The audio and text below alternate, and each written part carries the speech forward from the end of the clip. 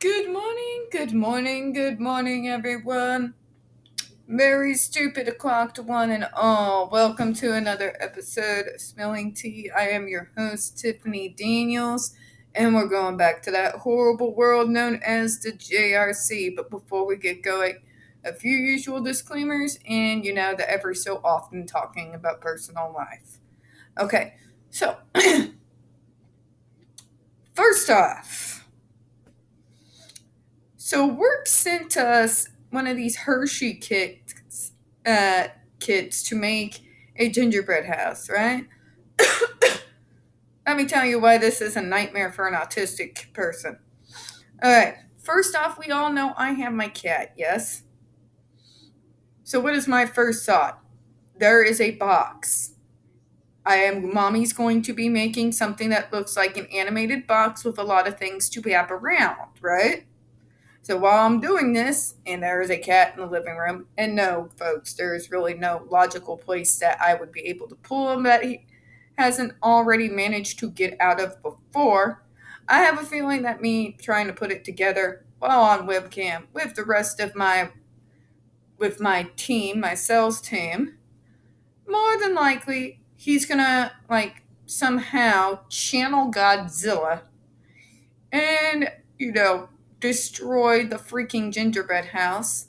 And I'm gonna have to figure out how to make sure he doesn't ingest anything. That's part of the nightmare. Number two, sensory. For some reason, I still can't explain to the rest of you. It's not that I'm a hypochondriac or anything.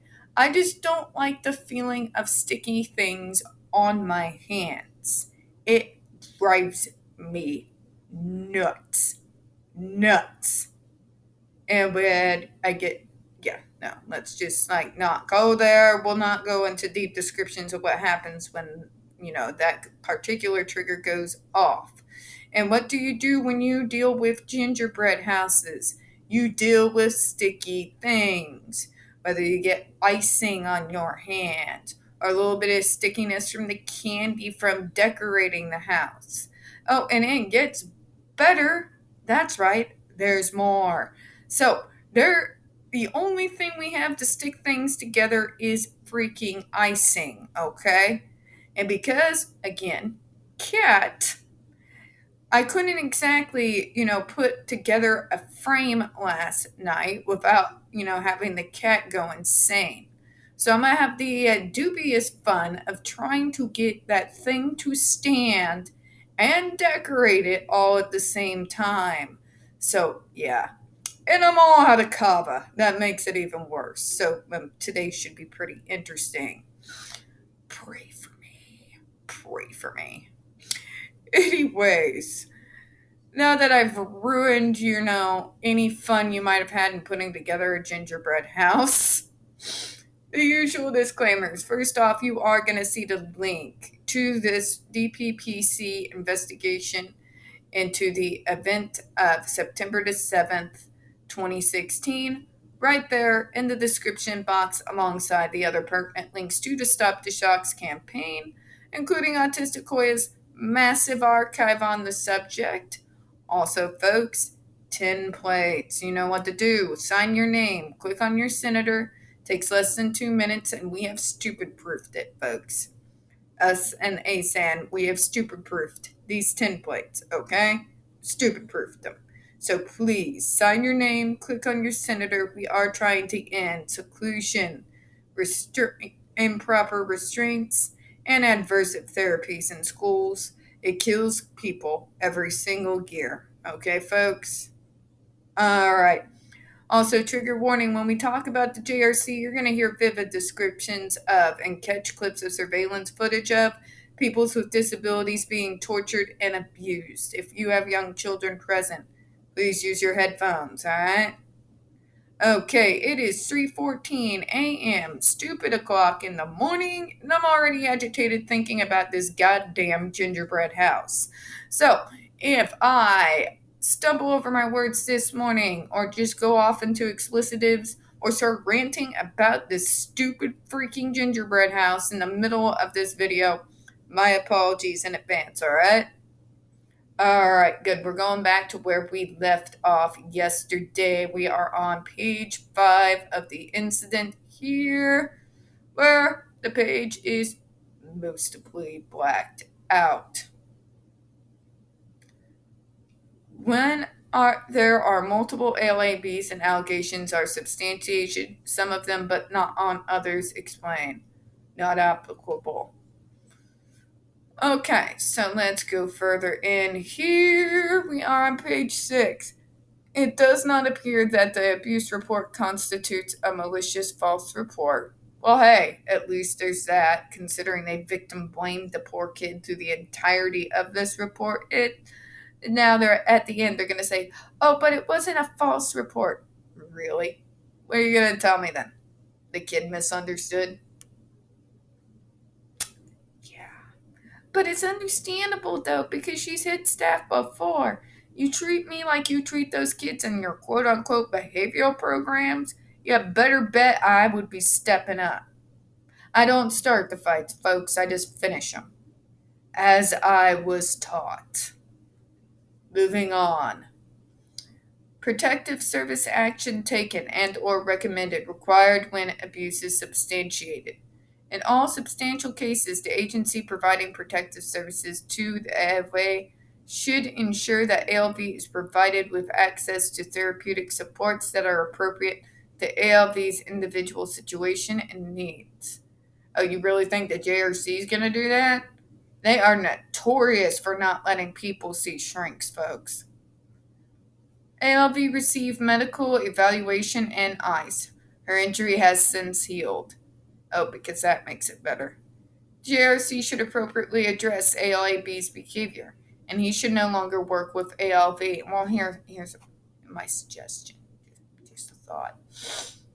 Or zero tolerance policy, fire their ass.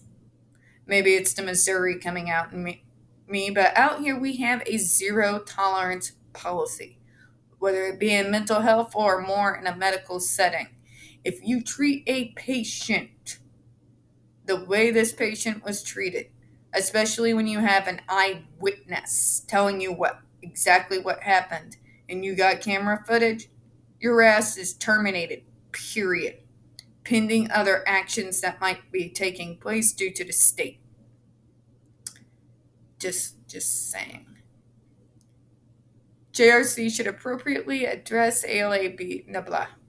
JRC should ascertain the student whether she was injured by LAB's actions and report this if necessary. Oh, for fuck's sake. So you're going to depend upon people who use behavioral programs to torture these kids, and you're going to have them determine whether or not it's necessary to report. Fuck me. Moving on. Additional findings of risk. ALV remains restricted from school due to her behaviors. This lasted nearly 2 weeks as of this writing. Oh, gee, I wonder why they have behaviors. You only, starve them, shock them for breathing wrong, basically punish people for existing, and you wonder why they're having behaviors. Gee, Karen. When interviewed, ALV was in her room, furnished only with gym mats, lying face down on the floor. ALV staffed 2-to-1 and reported to be non-compliant with staff directions. Oh, gee, I wonder why. So they like to throw that word around, non-compliant, don't they? And they want you to assume something. They use vague terms like non-compliant so that you, the individual, will come up with some reasonable scenario in your head. Now, their idea of non-compliant is very different from yours and mine. They can consider non-compliant making noises in your mouth. Say you gotta clear your throat. Well, that's annoying. Shock. Oh, you said no to staff for some nonsensical directions. Shock. My gosh, you said a curse word, something fucking teenagers do in high school. Everyone else your age does it. Shock. They're not sitting up straight. Shock. You wrapped your leg around your desk like other fucking teenagers or sitting backwards like other fucking teenagers. Shock. Yeah. You have to forgive me, oh dear wise ones in the courts, if I don't take your idea of non-compliance with anything other than a grain of salt. I too noted that Blank, who was the one that said ALV could not report incident, that night told her to file report, but gave her the DCF number, not DPPC's.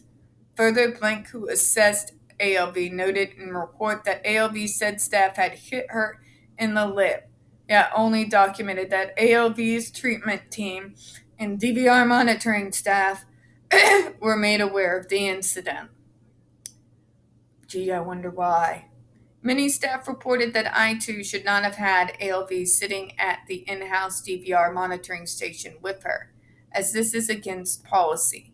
I too reported ALV wanted to speak with her, and that she thought ALV was not facing the monitor, so that this was okay. It was she who reported also that ALAB was ALV's one-to-one staff at the time of the incident. One of the restraint forms completed does not list all staff involved in the restraint. Gee, I wonder why.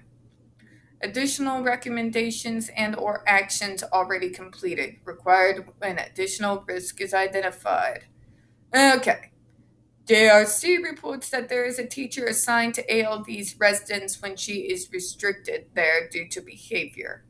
Fuck you, JRC. I got your behavior right here. Come at me, bro. And that staff was appropriate to her needs.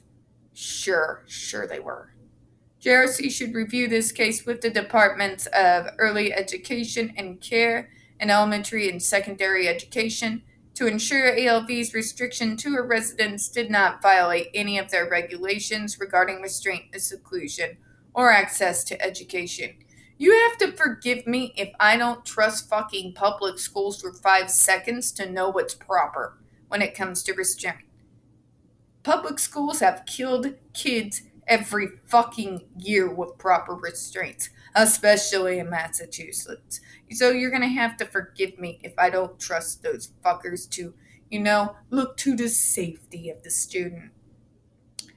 JRC should ensure the blank and blank involved are restrained as appropriate and that reports are made in a timely manner without restrictions in the future.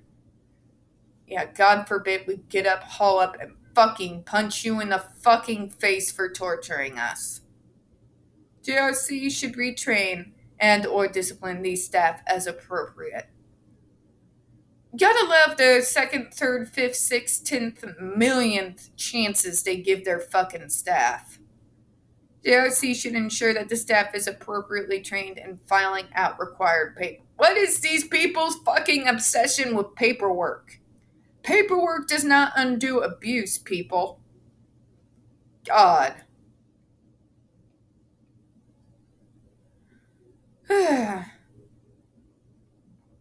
Okay. There's a bunch of paperwork we can't go over. Was ALAB interviewed? Yes. And because it's a supervisor, they just took their word, right? You're aware? We good? Okay. I'm feeling feisty this morning, folks. Okay, documents reviewed. Medical record. Previous abuse investigation report. Previous hotline report. Because, but it's a behavior program, so it's not really abuse or torture. Y'all fucking stupid. I don't know if you're stupid or just cruel and inhumane. It's gotta be one of them. Restraint seclusion form. Video recording. Individual residential agency record. Okay.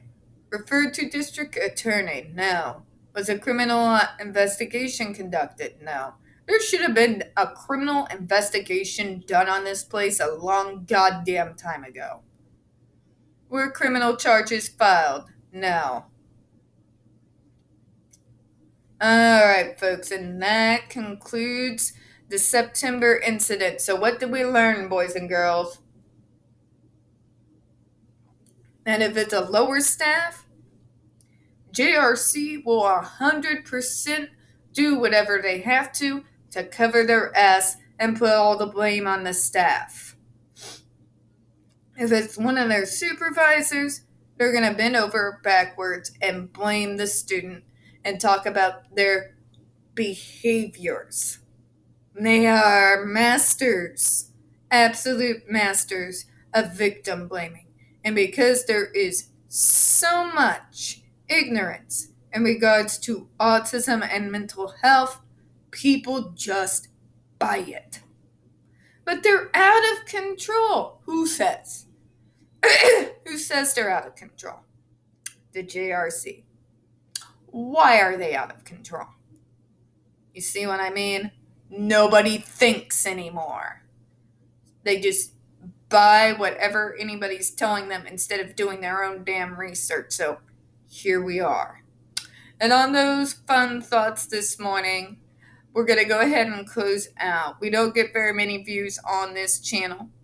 The few that we do get do tend to get removed at time to time, especially on this subject. Folks, please don't forget to hit that like button. Hit subscribe. Don't forget to hit the comments. Feed that algorithm. I do appreciate your time this morning, and especially for you looking at my ugly pajama top because I don't have an ugly sweater to compete with. I do appreciate your time this morning, and as always, we here at Spilling Tea hope you have a good one. Bye-bye.